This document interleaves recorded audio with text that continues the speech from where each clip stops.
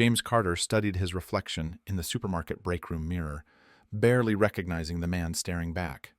Gone were the tailored suits, luxury watch, and confident posture of a CEO.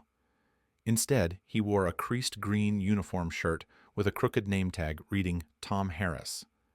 His neatly styled hair was tucked under a worn cap, and 3 days of stubble hid his jawline. A pair of non-prescription glasses completed the disguise. "You look ridiculous," he muttered, adjusting the too-tight collar. But that was the point. As the owner and CEO of Carter's Markets, a regional chain of 38 stores across 3 states, James had built an empire from a single inherited shop. His company had grown so rapidly that he could no longer ignore the growing disconnect between corporate headquarters and the front lines. Reports showed troubling trends. Employee turnover was at an all-time high, customer complaints were rising, and profit margins at several locations were suspiciously inconsistent. Store number 17, once a top performer, now led the company in employee resignations. "Time to see what's really happening," James said, steadying himself before stepping out of the break room. The supermarket bustled with morning shoppers, grabbing groceries and deli items. The fluorescent lights cast a harsh glow over the tired faces of customers and employees alike. James took a deep breath and approached the checkout area, where a stocky man with neatly combed hair was directing 2 cashiers. "Excuse me," James said, adopting a slightly hunched posture. "I'm Tom Harris. Today's my first day." The man turned, his face shifting from stern supervisor to welcoming manager. "Paul Grant, assistant manager." His handshake was firm to the point of discomfort.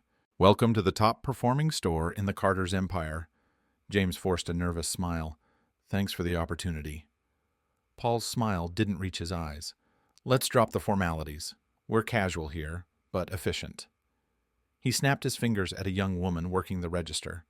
"Sarah, finish with that customer and show Tom the ropes on register 2. I've got inventory to check." Sarah nodded quickly, her shoulders tensing at Paul's command. As Paul walked away, James noticed the other employees visibly relax. Sarah finished with her customer before turning to James. Her face was pale, with dark circles under her eyes, and she tucked a strand of blonde hair behind her ear with trembling fingers. "Hi, I'm Sarah," she said quietly. "I'll show you how everything works."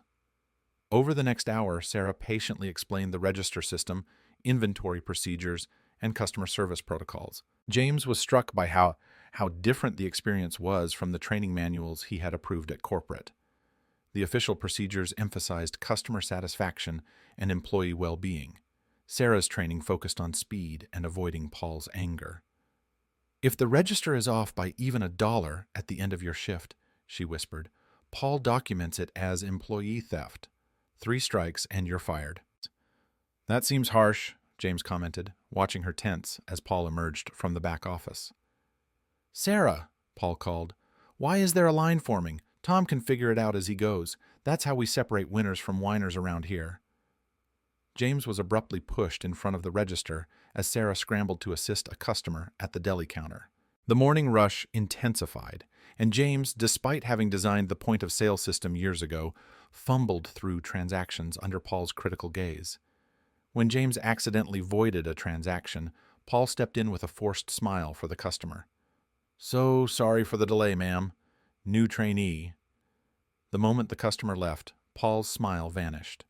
"Mistakes cost money, Tom. One more void and it comes out of your check." Wow. By midday, James had witnessed Paul's routine dozens of times, warm and charming with customers, coldly manipulative with staff. He'd seen Sarah check her phone with increasing anxiety, each glance met with Paul's sharp reprimand. During a brief lull, James tried to connect with another employee stocking shelves. "Been working here long?" he asked. The young man glanced nervously toward Paul's office. 6 months. Longest anyone's lasted besides Sarah. High turnover, you could say." He lowered his voice. 3 cashiers quit recently. Paul has his methods of performance management, as he calls it. Before James could ask more, the employee's radio crackled. Paul's voice cut through. "Jake, I need you at the loading dock now." Jake sighed. "Good luck, man. You'll need it." He hurried off, leaving James to ponder what he'd stumbled into. Later, as the afternoon shift arrived, James noticed Sarah growing increasingly distressed. After checking her phone, her hands shook so badly she dropped a roll of coins, scattering them across the floor.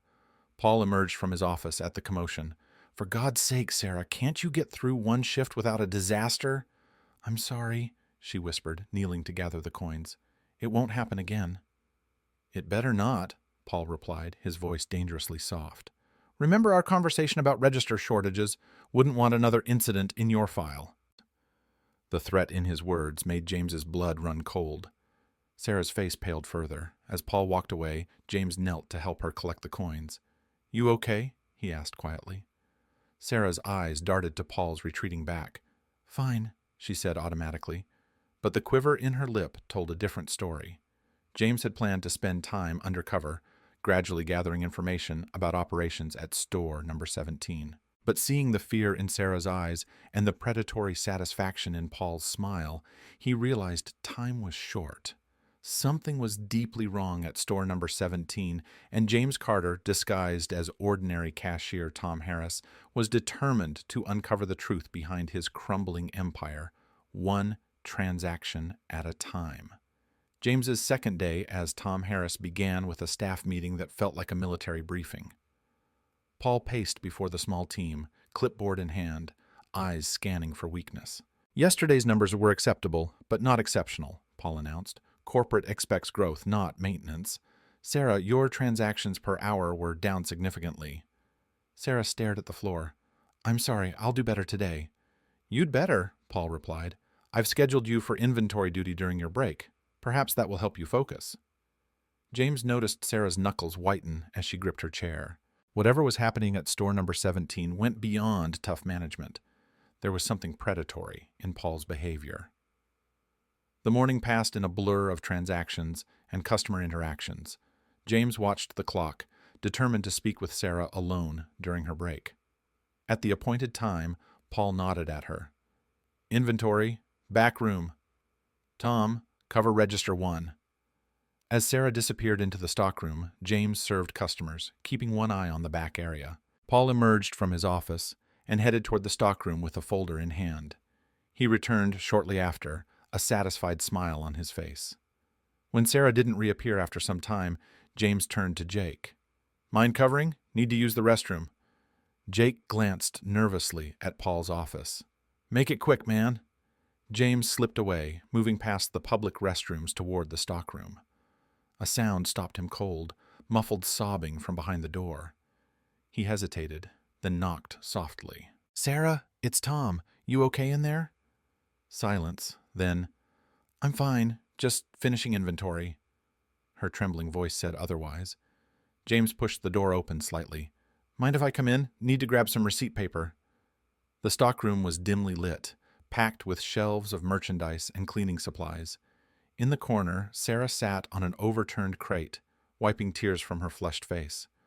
On her lap was a crumpled piece of paper, which she quickly stuffed into her pocket. "Sorry," she mumbled. "I'll get back out there." "Take your time," James said, closing the door. "What happened? Was it something Paul said?" Sarah looked up in alarm. "No, I mean, it's just personal stuff. Family emergency." "The same emergency you've been checking your phone for?" James kept his voice gentle. "Look, I know I'm new, but something's clearly wrong. Maybe I can help." Sarah gave a bitter laugh. "Nobody can help. That's the problem." "Try me," James said, pulling up another crate to sit beside her. For a long moment, the only sound was the hum of the fluorescent lights. Then Sarah reached into her pocket and pulled out the crumpled paper. "Paul gave me this today," she whispered, handing it to James with trembling fingers. It was a printout of register reports, with certain transactions highlighted in yellow. At the bottom, a handwritten note read, $750 by Friday, or the security footage of you stealing from Register 1 goes to corporate and the police. No second chances. James felt cold fury building in his chest. "But you didn't steal anything." "Of course not," Sarah's voice cracked. "But Paul's been skimming from the registers for months. When corporate flagged discrepancies in the audit, he doctored the timestamps to make it look like shortages happened during my shifts." "Tut, why you?" "I'm a single mom with a 6-year-old son," Sarah replied, tears sliding down her cheek. I can't afford to lose this job or have a theft on my record. Paul knows that. Has he done this before? Sarah nodded slowly. At least 3 times that I know of. Lisa quit rather than pay. Ethan paid half before quitting. Paul tells everyone they were fired for theft, but really? She trailed off, her gaze darting to the door. And nobody reports him? James asked, struggling to maintain his disguise. Sarah's laugh was hollow. The district manager is his cousin. HR complaints get lost or turned against the complainers. The last guy who tried ended up with a police report filed against him for theft he didn't commit. James's mind reeled. His company, his family legacy, had become a breeding ground for corruption and fear under his nose. The sanitized reports at headquarters painted a picture far removed from the reality his employees faced daily. I have a son to feed and rent due soon, Sarah continued, wiping her eyes. I only make $13.50 an hour. Where am I supposed to get $750 by Friday? You won't pay him a cent, James said firmly. Sarah looked startled by his tone. You don't understand. He has footage, doctored footage, I'm guessing. Listen to me, Sarah, James cut in. Men like Paul count on fear to control people, but there's always a way to fight back. Easy for you to say, she replied. You've been here 2 days. I've watched him destroy people's lives for years. Then maybe it's time someone stopped him, James said. He reached for his phone. May I see the note again? Sarah handed it over. James discreetly photographed it, capturing the letterhead and Paul's handwriting. What are you doing? Sarah asked, panic rising. He won't find out, James assured her. Not yet, but I need you to trust me. Can you do that? Sarah studied his face, searching for deception. Why would you risk your job for me? You don't even know me. James smiled. Let's just say I've seen too many people like Paul get away with too much. Will you help me? The stockroom door rattled suddenly. Sarah, break's over, Paul's voice boomed from the other side. Sarah stuffed the note into her pocket and stood. I have to go. As she reached for the door, James gently caught her wrist. Think about it. You're not alone in this anymore. For the first time, Sarah's eyes flickered with something other than fear, a spark of hope. On his 3rd day undercover, James arrived at store number 17 with fresh eyes and a new purpose. He'd spent the night researching his company's anti-fraud protocols, which were clearly being circumvented. He'd also made discreet calls to trusted executives, careful not to reveal his location, setting plans in motion. Morning, Tom, Jake greeted him at the back door. Fair warning, Paul's on the warpath. Inventory numbers came in. That bad? James asked, hanging his jacket in the cramped employee locker. Jake lowered his voice. Not bad enough, according to Paul. He's been in his office since early, reconciling discrepancies. That's never good for the rest of us. James nodded, mentally adding another piece to the puzzle. If Paul was manipulating inventory records alongside register totals, the scope of his fraud was larger than suspected. At the morning huddle, Paul appeared unnervingly cheerful. Good news, team. Our efficiency metrics are up this quarter. He smiled broadly at the small group. Corporate is pleased. Keep this up and there might be bonuses in your future. The staff exchanged skeptical glances. James caught Sarah's eye. She quickly looked away. As the day progressed, James positioned himself to observe Paul's operations. He volunteered for cleaning duties, giving him a reason to move throughout the store. He offered to help with shelf restocking, gaining access to security camera angles. During his lunch break, he engaged the veteran maintenance worker, Marcus, who'd been with the company for over a decade. Been here long enough to see 5 assistant managers come and go, Marcus confided as they ate in the cramped break room. Paul's lasted the longest by far. Must be good at his job, James prompted. Marcus snorted. Good at something, that's for sure. Numbers always look perfect on his reports. Reality? He gestured around the break room with its flickering light and broken vending machine. Equipment requests denied, maintenance delayed, but somehow profits are up. Okay, doesn't corporate audit the stores? Sure, regularly. Paul always knows when they're coming. His cousin David gives him the heads up. By audit day, everything's spotless, and the books are perfect. James's stomach churned. David Thompson, the district manager for this region, had been with the company for years. James had promoted him personally based on his consistent results. "Has anyone ever reported these irregularities?" James asked. Marcus's expression darkened. "Remember Rachel, assistant manager before Sarah? She noticed cash discrepancies and submitted formal documentation to HR. Shortly after, she was fired for falsifying time cards. The complaint disappeared, and no one followed up." "Who would? David signed off on her termination." Marcus checked his watch and stood. "Word of advice, Tom, keep your head down, do your job, and don't ask questions. That's how you survive here." As Marcus left, James felt growing disgust. The company he'd built on his father's small legacy had become unrecognizable, corrupted by the management structure he'd established. Later that afternoon, James volunteered to help Sarah with the daily inventory count, a two-person job that offered privacy to talk. "Have you thought about what I said?" James asked quietly as they counted items in the locked storage room. Sarah nodded slightly. "I can't afford to lose this job, but I also can't pay Paul. My son needs medicine for his asthma, and my rent just went up." "What if we could prove what Paul's been doing? Not just with you, but with everyone?" Sarah's hands stilled. "How?" "He controls all the records, all the cameras." "Not all of them," James replied. "The parking lot has separate security feeds that go directly to the corporate security center. Store managers can't access or alter them." "How do you know that?" Sarah asked suspiciously. James thought quickly. "My previous store had a shoplifting investigation. Corporate pulled parking lot footage that even our manager couldn't access." Sarah seemed to accept this. "But the parking lot doesn't show the registers." "No, but it shows timing. If we can get evidence of Paul altering records and match it against the unalterable timestamp footage, we might have something." For the first time, Sarah looked intrigued rather than terrified. "There's more," she said after a moment. "Paul has a system. He doesn't just target random employees." "What do you mean?" "He looks for vulnerabilities, single parents, people with financial problems, employees who can't afford lawyers or risk unemployment." Sarah's voice hardened. "He made me train the last 3 people he set up, all single mothers like me." A cold fury settled in James's chest. Predatory targeting. How many people has he done this to? "At least 7 that I know of since I've been here. Most pay at least part of what he demands, then quit from the stress. Some fight back and get fired with theft allegations. Either way, Paul wins, and his cousin covers for him." "It's worse than that," Sarah said, lowering her voice. "I overheard them arguing in the office. David was demanding his percentage. They're splitting the money." James felt physically ill. His company had created the perfect environment for this corruption to flourish. Pressure for results, disconnected oversight, and a reporting structure exploitable by those with connections.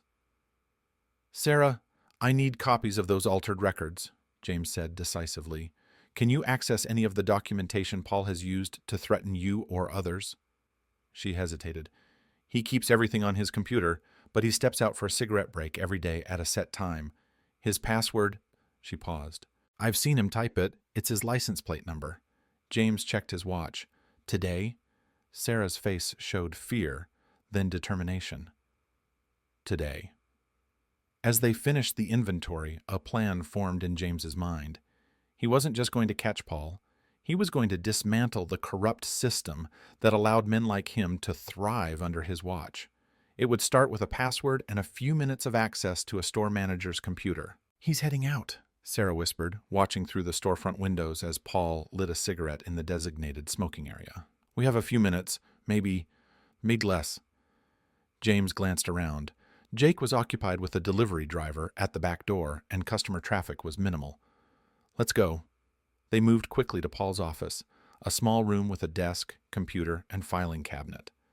Sarah stood watch at the door while James sat at the computer. "Password?" he asked, facing the login screen. "XHJ11842, Sarah replied. "His car's plates." James typed it in, and the desktop appeared.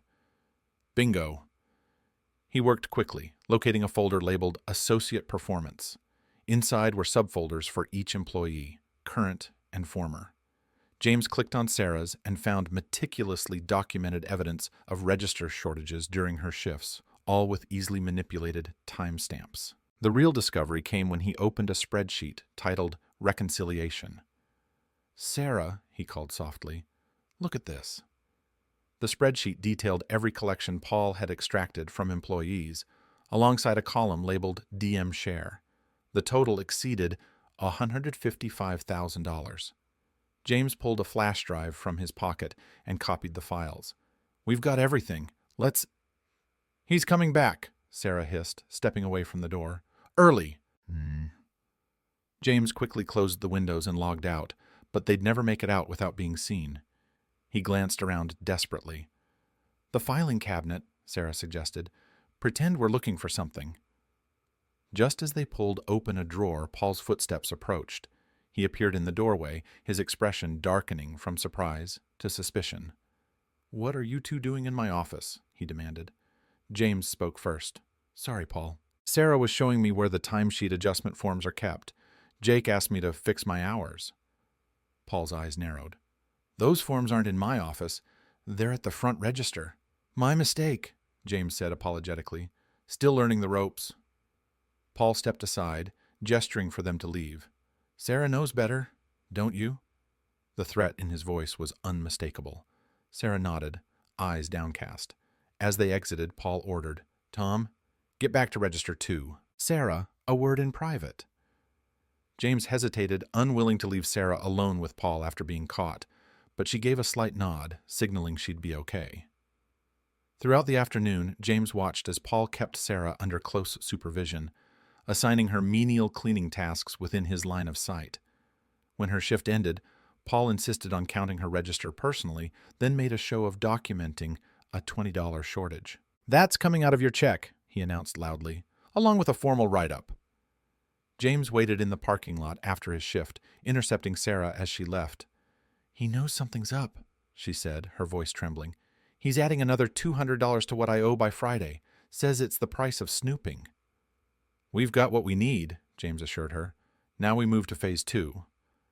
The next morning, James arrived early with a small recording device hidden in his pocket.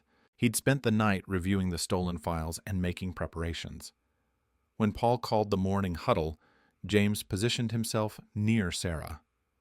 "Before we start," Paul announced, "a reminder about company policy regarding private offices and confidential information." His gaze lingered on Sarah. "Unauthorized access is grounds for immediate termination." The threat hung in the air as Paul assigned tasks. When the team dispersed, he called Sarah to his office. James casually positioned himself near the partially open door, recording device activated. Inside, Paul was direct.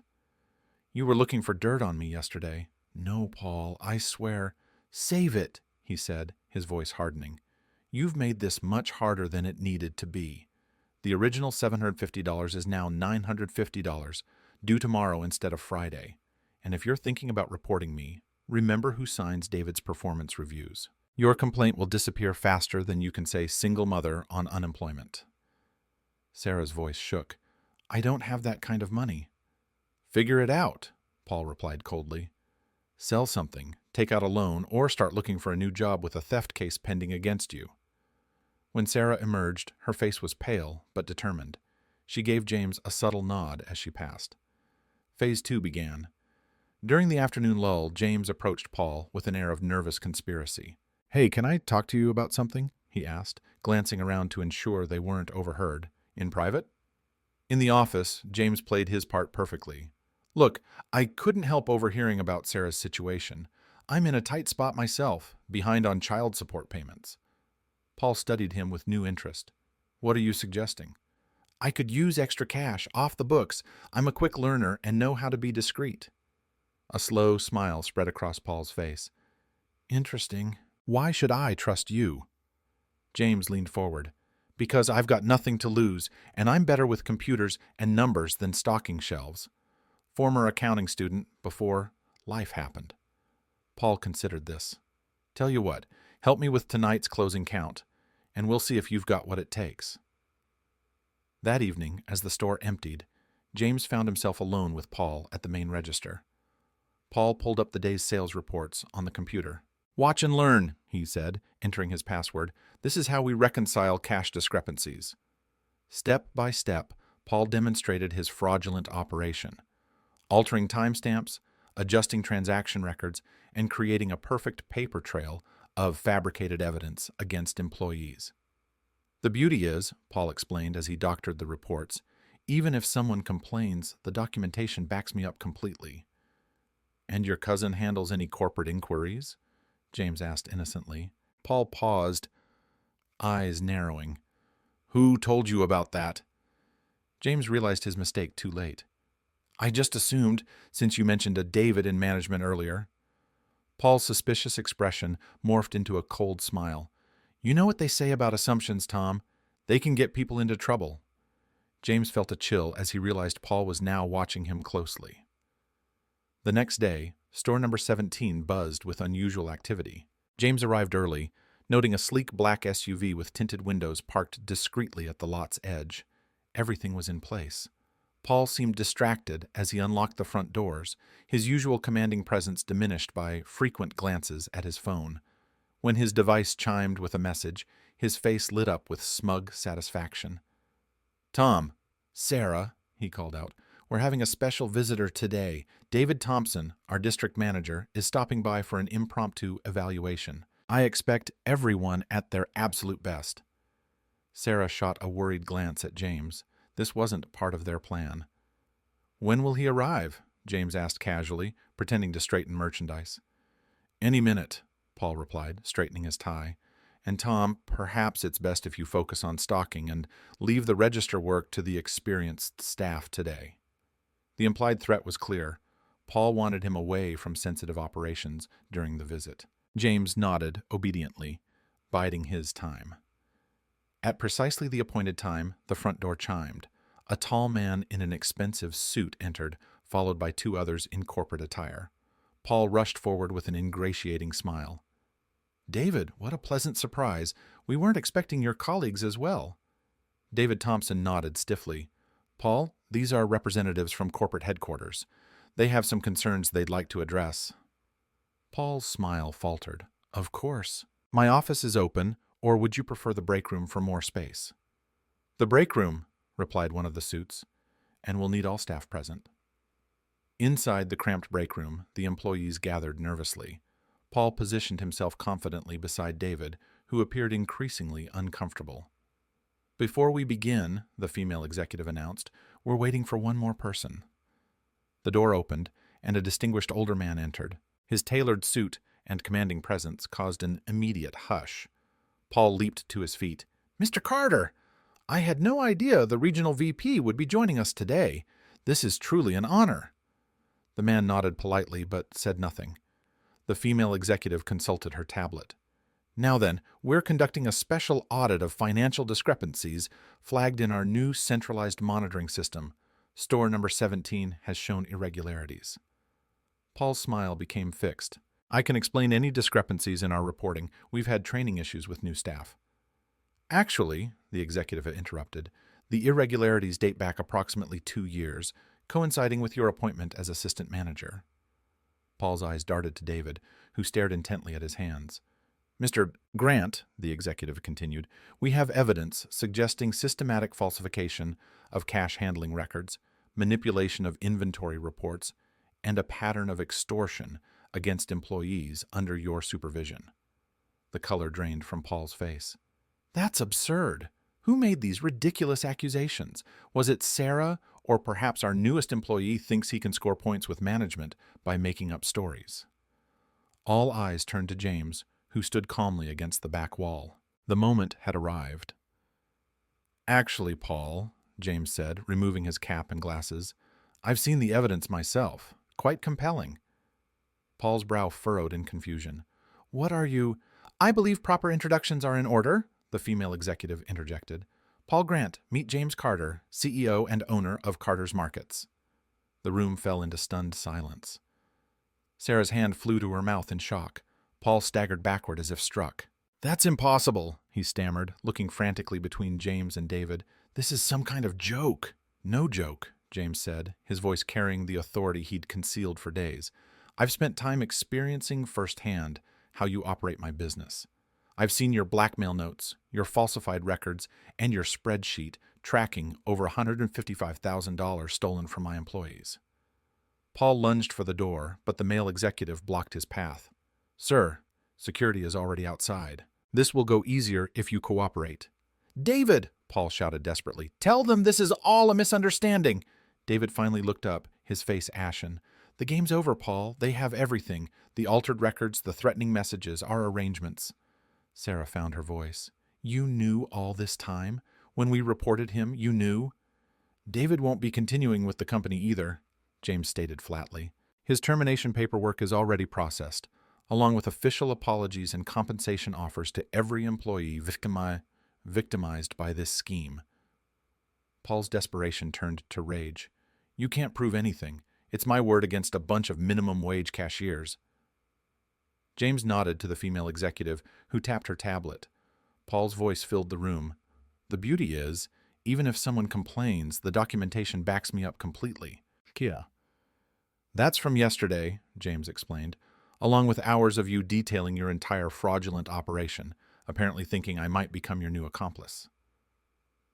Paul collapsed into a chair, all pretense gone. Sarah, James said gently, would you please ask the police officers waiting in their car to join us? I believe they have questions about financial fraud and extortion charges.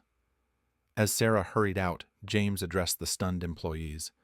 I owe all of you an apology. This company was founded on integrity and respect, values that clearly got lost along the way. That changes today.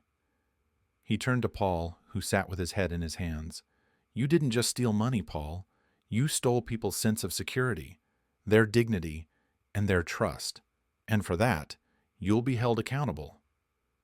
The room fell silent as two uniformed officers entered. As they led Paul away, James caught Sarah's eye across the room. For the first time since he'd met her, she was smiling. Sometime after the dramatic events at store number 17, James Carter stood in the newly renovated break room, addressing the assembled staff. The space was transformed. Fresh paint, comfortable furniture, a modern coffee station, and employee lockers had replaced the dingy quarters. Today marks a new beginning, James announced, not just for store number 17, but for Carter's Markets as a company. Sarah, now wearing an assistant manager's badge, stood proudly beside him. Her transformation was as remarkable as the store's. Confidence had replaced fear, and the dark circles under her eyes had faded. She looked rested and happy. Before we cut the ribbon on our grand reopening, I want to share some updates, James continued. Paul Grant pleaded guilty to multiple counts of fraud and extortion. As part of his plea agreement, he provided evidence against David Thompson and two other district managers involved in similar schemes across our locations. A murmur of satisfaction rippled through the employees. Justice, long denied, had finally arrived. More importantly, James added, every employee who was victimized has received full compensation plus additional damages. Those who left the company due to Paul's actions have been offered reinstatement with back pay if they wish to return. Marcus, the maintenance worker who had first hinted at the corruption, raised his hand. What about the people Paul accused of theft? Their records are already expunged, James assured him.